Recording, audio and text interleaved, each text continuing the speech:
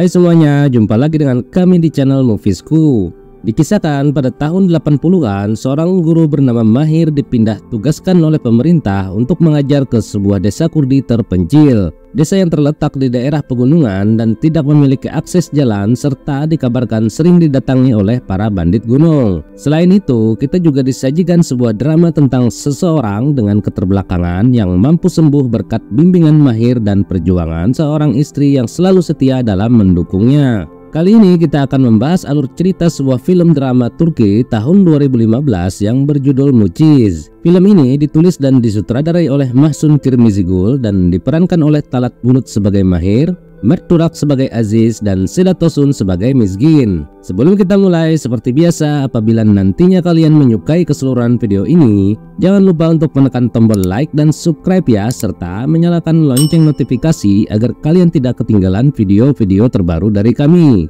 Oke, tidak perlu berlama-lama, selamat menonton.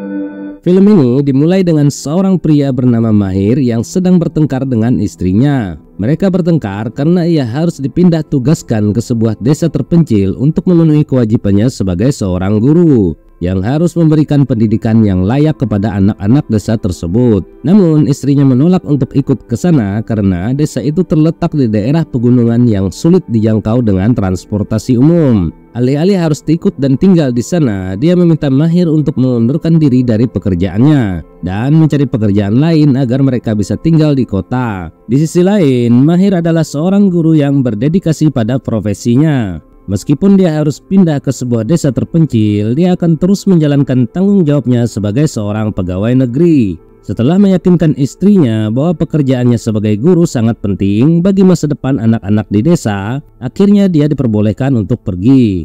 Mahir naik kereta setelah berpisah dengan istri tercinta, anak-anak, dan seluruh keluarganya. Kemudian perjalanan dilanjutkan dengan bus melewati daerah yang tandus. Mahir tiba di tujuan akhir setelah perjalanan panjang dan terkejut karena yang dia lihat hanyalah bukit-bukit tandus sejauh mata memandang. Petugas bus kemudian memberitahunya bahwa pemerintah setempat hanya menyediakan transportasi hingga halte terakhir ini. Jadi dia harus melanjutkan perjalanan dengan berjalan kaki melalui daerah pegunungan serta menyeberangi beberapa sungai karena desa tujuan berada di belakang gunung. Setelah berjalan beberapa jam, akhirnya Mahir tiba di desa tujuannya. Namun sebagai orang asing yang datang untuk pertama kalinya, penduduk desa menyambutnya dengan todongan senjata. Dalam keadaan takut, Mahir segera memberitahu mereka bahwa dia adalah seorang guru yang ditugaskan untuk mengajar di sana. Ketika mendengar hal ini, salah satu tetua desa yang bernama Davud menyambutnya dengan gembira. Kemudian Mahir menanyakan lokasi sekolah tempat dia mengajar, dan Davud mengaku bahwa pemerintah tidak pernah membangun sekolah di desanya. Kedatangan Mahir di desa memberi harapan baru bagi anak-anak desa untuk menerima pendidikan yang layak seperti anak-anak lain. Tidak hanya itu, Davud berharap bahwa dengan kedatangan Mahir di desa mereka, pemerintah akan mulai memperhatikan desa mereka dengan membangun sekolah, sumber air bersih, dan pembangkit listrik untuk meningkatkan kehidupan penduduk desa. Mahir kemudian melihat seorang pria cacat yang sedang dilecehkan oleh anak-anak desa ketika sedang menuju ke rumah Davud. Pria itu bernama Aziz dan dia adalah putra Davud yang kesehariannya hanya berkeliaran di sekitar desa bersama seekor kuda kesayangannya. Mahir dan para tetua desa kemudian berkumpul di rumah Davud, di mana Davud bersikeras untuk meminta menyelesaikan pembangunan sekolah karena dia tidak mengizinkan untuk mengajar anak-anak di kandang sapi karena anak-anak bukanlah hewan ternak. Mahir berencana melakukan perjalanan ke kota untuk bertemu dengan kepala kantor pendidikan mengenai rencana pembangunan sebuah sekolah. Di sisi lain, Davud merasa pesimis karena pemerintah memerlukan waktu 30 tahun hanya untuk mengirim seorang guru ke desa mereka, apalagi untuk membangun sekolah. Keesokan harinya, seorang anak memberikan hadiah kecil kepada Mahir yang menunjukkan bahwa kehadirannya sangat dihargai oleh anak-anak desa yang selama ini sangat ingin bersekolah. Davud kemudian berjalan ke tengah lapangan berencana untuk menikahkan salah satu putranya tahun ini. Dua putranya segera berlari mendekatinya, namun ketika Davud menanyakan siapa yang lebih tua di antara mereka, semua orang melihat ke arah Aziz yang segera maju menyusul kedua saudaranya dengan bersemangat. Davud kemudian menyambutnya dengan hangat dan memeluknya. Namun karena kondisi Aziz, Dapud memutuskan bahwa Celal adik Aziz yang akan menikah terlebih dahulu. Meski tampak kekecewaan di wajah Aziz. Di hari kunjungan, Celal mengejar ibunya dan meminta kepada ibunya untuk mencarikan wanita dengan gigi yang bagus sebagai calon istrinya di desa itu, yang justru memarahinya dengan menyuruhnya bercermin dulu sebelum bicara. Celal diejek oleh teman-temannya karena banyak permintaan tentang kriteria calon istrinya, serta menertawakan bahwa permintaannya itu tidak sesuai dengan keadaannya sendiri. Kemudian calon pengantin perempuan diperkenalkan kepada ibu calon pengantin pria yang ditemani oleh keluarga perempuan dan saudari-saudarinya. Ibu Celal datang ke rumah calon pengantin perempuan dengan penuh sukacita dan disambut dengan hangat. Sambil membawakan minuman, calon pengantin wanita mengucapkan selamat datang kepada calon mertua dengan mendekatkan mulutnya ke wajah Hazar, yang menandakan bahwa mulutnya tidak bau. Setelah itu, Hazar memintanya untuk membaca salah satu surah di dalam Al-Quran tanpa melihat teksnya. Dia memiliki hafalan yang mengagumkan dari Al-Quran. Calon pengantin perempuan ini selain pandai memasak dan menjaga rumah tangga dengan baik, dia juga bisa berjalan dengan anggun di atas seutas tali. Hazar semakin yakin bahwa dia adalah pilihan yang tepat untuk putranya. Meskipun dia melihat bahwa gigi calon pengantin perempuan itu tidak sesuai dengan kriteria Celal. Namun Hazar masih menerima calon pengantin perempuan tersebut karena dia lebih menghargai karakter dan sifat daripada penampilan fisik. Kemudian keluarga calon pengantin perempuan menanyakan tentang Celal. Hazar dan keluarganya dengan bangga menyombongkan Celal di depan mereka. Singkat cerita, pernikahan Celal dan pengantin perempuan akhirnya dilangsungkan dalam sebuah prosesi meriah. Calon pengantin perempuan diarak menuju rumah mempelai laki-laki. Sebelum bertemu calon istrinya, Celal diberitahu oleh saudara-saudaranya bahwa calon istrinya adalah wanita cantik dan pilihan terbaik ibu mereka. Dia sangat senang mendengarnya karena dia percaya ibunya telah berhasil menemukan wanita yang memenuhi kriterianya. Akhirnya, Celal bertemu dengan calon istrinya Kemil dan memuji kecantikannya. Namun, dia terkejut ketika melihat Kemil tersenyum lebar dan menunjukkan giginya. Mahir dan Dapud berniat melakukan perjalanan ke kota keesokan harinya untuk bertemu dengan kepala kantor pendidikan. Sebelum berangkat, Aziz mendekati mereka seolah-olah ingin menemani mereka. Dapud menyuruh Aziz untuk pulang. Dapud kemudian memberitahu Mahir bahwa dia telah mencoba berbagai metode untuk mengobati penyakit Aziz, tetapi usahanya selalu gagal. Jadi dia sudah menyerah dan percaya bahwa kondisi Aziz adalah takdir dari Tuhan. Di perjalanan, mereka bertemu dengan sekelompok pria yang sedang menaiki kuda dan membawa senjata. Mahir ketakutan karena berpikir mereka adalah perampok. Tetapi Dapud mengatakan bahwa mereka adalah penduduk desa yang menjaga wilayah ini dan bukan perampok seperti rumor yang beredar. Dapud menyebut mereka sebagai pasukan singa gunung dan mengklaim bahwa mereka tidak pernah mencuri apalagi merampok dan membunuh orang. Setelah perjalanan panjang, Mahir dan Dapud tiba di kantor pendidikan. Namun kepala kantor pendidikan memberitahu Dapud bahwa anggaran mereka untuk membangun sekolah terbatas. Jadi dia menolak permintaan Dapud untuk membangun sekolah di desanya. Kepala kantor pendidikan kemudian memberitahu Mahir bahwa jika tidak ada bangunan sekolah di desa itu, maka Mahir tidak perlu menjalankan tugasnya dan bisa pulang. Dapud terlihat kecewa mendengarnya karena dia telah berharap agar anak-anak desa mendapatkan pendidikan yang layak. Di sisi lain, Mahir merasa tidak bisa berbuat apa-apa karena semuanya tidak sesuai dengan harapannya. Kemudian Dapud bersiap untuk kembali ke desa sementara Mahir akan pulang ke keluarganya. Di penginapan, Mahir teringat pada anak-anak desa yang menyambutnya dengan gembira karena akhirnya mereka bisa bersekolah. Dia merasa menyesal karena mereka tidak bisa mendapatkan pendidikan yang selama ini mereka dambakan. Setelah mempertimbangkan berbagai pilihan untuk membantu anak-anak tersebut, Mahir pun mencetuskan ide untuk membangun sebuah sekolah di desa agar dia bisa mengajari mereka.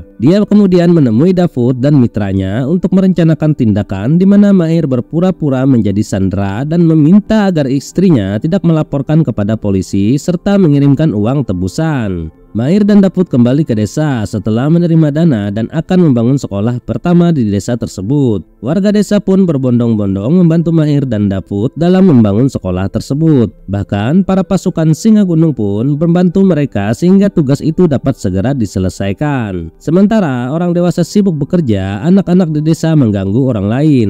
Mahir tampak sedang memperhatikan Aziz dari kejauhan, merenungkan cara untuk membantunya. Singkat cerita, sekolah itu dibangun lebih cepat dari yang diharapkan. Seluruh desa berkumpul di lapangan untuk meresmikan gedung sekolah pertama di desa itu. Davud dan tetua desa tampak senang karena setelah beberapa dekade, akhirnya mereka berhasil membangun gedung sekolah untuk anak-anak dan cucu-cucu mereka. Mereka berharap anak-anak mereka dapat mendapatkan pendidikan yang baik dan kelak menjadi orang sukses yang dapat membantu desa mereka. Mahir terlihat sangat senang. Sekarang mereka memiliki gedung sekolah dengan fasilitas memadai untuk belajar mengajar. Suatu hari, Mahir sedang mengajar di kelas ketika secara tidak sengaja dia melihat Aziz terlihat sedang mengintip anak-anak belajar di dalam kelas. Ketika Aziz ketahuan, dia melarikan diri. Melihat Aziz diganggu oleh anak-anak, Mahir segera berlari untuk membantu dan memberi nasihat agar anak-anak tidak bersikap kasar kepadanya. Mahir mengajarkan murid-muridnya untuk menghormati Aziz karena Aziz lebih tua dari mereka. Setelah kejadian itu, Mahir beberapa kali mengikuti Aziz di sekitar sekolah. Ketika Mahir mencoba bertanya kepadanya, Aziz malah berlari kembali. Ketika Azhar mengetahui bahwa Aziz menghilang, dia menjadi khawatir dan menyuruh Celal dan saudara-saudaranya untuk mencari Aziz di desa. Celal kemudian memberitahu ayahnya bahwa Aziz berada di sekolah, di mana Mahir sedang mengajarnya cara menulis di kertas. Davud terkesan dengan kesediaan Mahir untuk mengajari anaknya yang cacat. Mahir menghargai usaha Aziz untuk belajar menulis meski hal itu sulit baginya. Mahir kemudian membawa Aziz pulang dan dia disambut hangat oleh seluruh keluarganya yang memberinya lebih banyak kepercayaan diri dan antusiasme untuk belajar. Mahir merasa lega mengetahui bahwa keluarga Aziz sepenuhnya mendukungnya. Setelah itu dia sering meminta Aziz untuk tinggal di sekolah sehingga dia dapat mengajarnya lebih baik. Mahir adalah seorang guru yang bahagia karena semua muridnya antusias untuk mengikuti pelajarannya. Bahkan ketika desa mereka sedang ditutupi salju, mereka tetap bersemangat untuk kembali ke sekolah dan belajar. Salah satu dari mereka adalah seorang anak bernama Ghafur, anak dari putra tetua Davud, Camilo. Suatu hari, Camilo berkunjung ke keluarganya di desa dan Davud membawanya ke sekolah untuk melihat Ghafur yang sedang di kelas. Davud memperkenalkan Mahir dan berterima kasih kepadanya karena telah memenuhi impian anak-anak desa yang ingin bersekolah. Mereka berterima kasih kepada Mahir karena bersedia mengajari Aziz dengan sabar, meskipun Aziz memiliki kekurangan yang bisa menyulitkan orang lain. Kemudian istri Camilo memintanya untuk bertanggung jawab atas perbuatannya dengan menyerahkan diri ke polisi. Dia menyatakan bahwa dia tidak bisa hidup dengan ketidakpastian lebih lama dan dia tidak ingin Ghafur tumbuh tanpa figur ayah di sisinya. Camilo mencoba membela diri dengan mengklaim bahwa dia hanya berjuang untuk hak-hak ayahnya. Davud kemudian memberikan nasihat kepada putranya bahwa meskipun memerangi ketidakadilan itu penting, melindungi keluarga lebih penting. Dia menyarankan agar Camilo menyerahkan diri sehingga dia bisa kembali ke keluarganya dan hidup dengan damai bersama mereka. Kemudian Davud dan keluarganya mengantarkan Camilo untuk menyerahkan diri ke polisi. Pada akhir musim dingin terungkap bahwa Camilo dipaksa melakukan kejahatan untuk membela diri. Davud di sisi lain menginginkan Camilo untuk bertanggung jawab atas perbuatannya dan merenungkan kesalahan-kesalahannya agar dia bisa menjalani kehidupan yang lebih baik di masa depan. Dia dan keluarganya akan menunggu hingga Camilo kembali menjadi bagian inti dari keluarga mereka. Setelah itu, adik Celal yang bernama Faizi berencana untuk menikah. Dia seperti Celal memiliki kriteria tertentu dalam memilih calon istri, seperti memiliki mata yang berwarna biru atau hal lainnya. Azhar dan teman-temannya kemudian pergi ke rumah salah satu calon pengantin wanita. Gadis itu cantik dan memiliki bakat di dapur, namun karena kurangnya pengetahuan agama, Azhar menolaknya segera. Ketika Azhar pergi ke rumah calon pengantin lainnya, dia kaget melihat gadis itu memincingkan matanya. Namun dia memuji pengetahuan agamanya dan keterampilannya memasak, meskipun tidak memenuhi persyaratan Faizi. Azhar menerimanya sebagai calon istri Faizi. Ketika keluarga calon pengantin bertanya tentang tinggi badan Faizi, Azhar dan teman-temannya dengan bangga menyatakan tinggi Faizi. Singkat cerita, hari pernikahan Faizi pun tiba. Sebelum bertemu istrinya, seperti biasa, saudara-saudara Faizi memberitahunya bahwa ibunya telah memilihkan gadis terbaik untuknya. Ketika akhirnya bertemu istrinya, Faizi menerima gadis yang dipilih ibunya dengan anggun, meskipun dia tidak memenuhi kriteria yang diinginkannya. Beberapa hari kemudian, Davud dan beberapa penduduk desa memutuskan untuk pergi ke kota karena Camilo akan diadili atas pembunuhan yang dilakukannya. Mereka berniat untuk berada di sisinya dan menerima putusan apapun yang diberikan oleh hakim dengan penuh kesabaran. Camilo dijatuhi hukuman 24 tahun penjara. Namun kemudian hukumannya dikurangi menjadi 4 tahun karena pembunuhan itu terbukti sebagai kecelakaan. Itu lebih baik daripada harus menyembunyikan diri selamanya di pegunungan. Kemudian ketika ada seseorang yang memiliki dendam terhadap seorang pria tua bernama Isa yang berniat untuk menembaknya di luar pengadilan, Davud langsung menjatuhkan senjatanya dengan tongkat dan pelaku itu segera melarikan diri yang diikuti oleh kejaran polisi yang mengetahui kejadian tersebut. Isa pun berterima kasih kepada Davud karena telah menyelamatkan nyawanya. Namun Davud menolak pemberian hadiah dari Isa dan meminta Isa untuk pulang saja. Namun Isa bersikeras memberikan hadiah kepada Davud karena berkat bantuan Davud dia dapat selamat. Isa juga menanyakan apakah Davud memiliki putra yang belum menikah karena Isa berniat untuk menikahkan putrinya. Davud kemudian memberitahu Isa bahwa putranya cacat sejak lahir dan dia tidak bisa mengharapkan putranya menikahi putri Isa. Namun Isa tidak keberatan dan meminta Davud dengan paksa agar mempersiapkan putranya untuk menikah. Dengan berat hati, Davud memberitahu Isa bahwa putranya akan segera menikahi putrinya dan istrinya Hazar akan menjemput calon pengantin wanita itu ketika dia tiba di rumah. Aziz sangat senang mendengar berita bahwa dia akan segera menikah. Davud merasa bahagia karena dia tidak pernah menyangka putranya yang cacat akan bisa menikah seperti saudara-saudaranya yang lain. Dia percaya bahwa semua ini adalah kehendak Tuhan, karena jika Tuhan menghendaki, tidak ada manusia yang dapat menentangnya. Sementara itu, Hazar dan teman-temannya pergi ke rumah Isa untuk bertemu calon pengantin wanita. Kedua keluarga telah sepakat untuk menikahkan Aziz dengan putri Isa. Ketika mereka akhirnya bertemu dengan Mizgin, putri Isa, mereka terkesan dengan kecantikannya. Mizgin tidak hanya cantik, tetapi dia juga hafal Al-Quran, pandai memasak, dan pandai mengurus rumah tangga. Berbeda dengan kedua saudaranya, Hazar tidak bisa berbangga di depan keluarga Mizgin karena putranya memiliki kecacatan. Namun Hazar malah menangis sambil menjelaskan bahwa putranya lahir dengan cacat dan dia bersyukur karena Mizgin bersedia menikahi Aziz meskipun dengan kondisinya yang seperti itu. Setelah itu, Isa mengantar putrinya ke rumah calon suaminya di mana pernikahan akan berlangsung. Ketika bertemu dengan Aziz, keduanya sama sekali tidak mengatakan bahwa mereka menyesal atau merasa menyesal atas pernikahan itu. Hazar kemudian menasihati Mizgin agar terus menjalankan tugas-tugasnya sebagai seorang istri dengan sebaik-baiknya dan menerima kondisi Aziz apa adanya, karena kecacatan merupakan kehendak Tuhan yang harus mereka terima dengan penuh rasa syukur. Saat akhirnya Aziz bertemu dengan istrinya, dia terkesan oleh kecantikannya sampai membuatnya jatuh pingsan dan Mizgin berlari meminta bantuan atas kejadian tersebut. Setelah masuk ke dalam, mereka menertawakan Aziz sambil membantunya berdiri.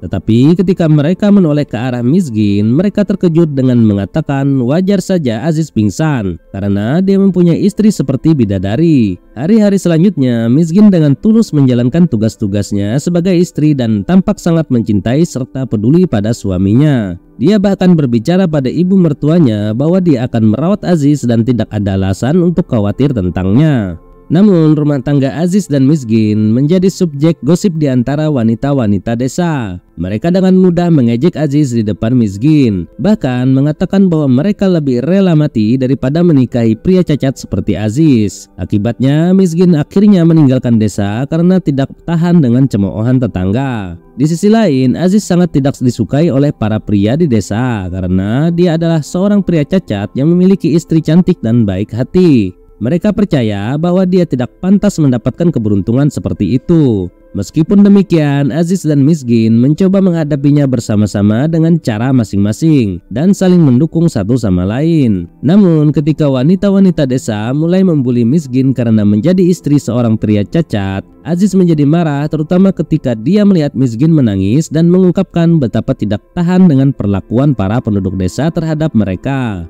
Aziz tidak bisa membela istrinya karena keterbatasannya dan dia merasa bersalah atas segala penderitaan yang dialami oleh Mizgin setelah menikah dengannya. Akhirnya Aziz memutuskan untuk pergi ke jurang dengan niat untuk mengakhiri hidupnya. Mahir mengikutinya dan berusaha meyakinkannya untuk menghentikan niatnya tersebut. Mahir kemudian meminta Aziz untuk menuliskan semua perasaan dan penderitaannya di atas kertas agar keluarganya bisa memahami beban dan penderitaan yang dia alami selama ini. Untuk pertama kalinya, Aziz bisa menceritakan semua kejadian yang dialaminya. meskipun dalam bentuk tulisan. Akhirnya pada suatu malam Aziz dan Miskin memutuskan untuk meninggalkan desa tanpa mengucapkan selamat tinggal kepada keluarga mereka karena Dapud akan melarangnya untuk pergi. Sebelum berangkat, Aziz mengunjungi orang tuanya untuk terakhir kali. Keesokan paginya di kamar mereka menemukan surat yang ditinggalkan oleh Aziz yang menyatakan bahwa mereka telah meninggalkan desa. Aziz mengatakan dalam surat itu bahwa dia sangat menyadari keadaan tubuhnya yang cacat dan telah terbiasa dipermalukan dan disakiti sepanjang hidupnya. Namun dia tidak bisa membiarkan orang-orang mengolok-olok Miskin karena menjadi istri dari seorang pria cacat. Itulah mengapa Aziz memutuskan untuk pergi bukan untuk kepentingannya sendiri tetapi untuk melindungi istrinya. Berkat bimbingan Mahir, pendidikan dasar anak-anak desa telah berjalan dengan baik. Beberapa waktu kemudian Mahir berhasil menyelesaikan misi pendidikannya dan berniat untuk pulang. Dia mendorong murid-muridnya untuk mengejar pendidikan yang lebih tinggi demi mencapai tujuan mereka dan menyambut masa depan yang cerah. Mahir kemudian memberikan tulisan-tulisan dan gambar-gambar Aziz kepada Dapud yang sangat terharu dan berterima kasih karena memberi harapan pendidikan bagi Aziz dan anak-anak di desa. Mahir, seorang guru yang penuh dedikasi dalam mendidik anak-anak dan generasi masa depan, akan selalu dikenang dengan penuh kasih sayang oleh penduduk desa karena kebaikan dan dedikasinya selama bertahun-tahun. Mahir berjanji akan kembali dan berharap situasi desa telah membaik ketika dia datang kembali. Selama 7 tahun, desa itu telah berkembang pesat. Pemerintah telah membangun jalan raya agar kendaraan dapat melewati desa. Dan penduduk desa sekarang memiliki akses ke berbagai sumber air bersih serta distribusi listrik ke seluruh bagian desa. Suatu hari, ketika mobil akhirnya tiba di desa, Dapud terkejut melihat Mahir dan istrinya turun dari mobil tersebut. Dapud dan keluarganya menyambut Mahir dan istrinya dengan hangat seperti keluarga mereka sendiri. Tidak lama kemudian, seorang anak laki-laki keluar dari mobil yang didampingi oleh seorang pria. Pria itu adalah Aziz yang tidak lagi pincang dan dapat berjalan normal, bahkan berbicara dengan lancar,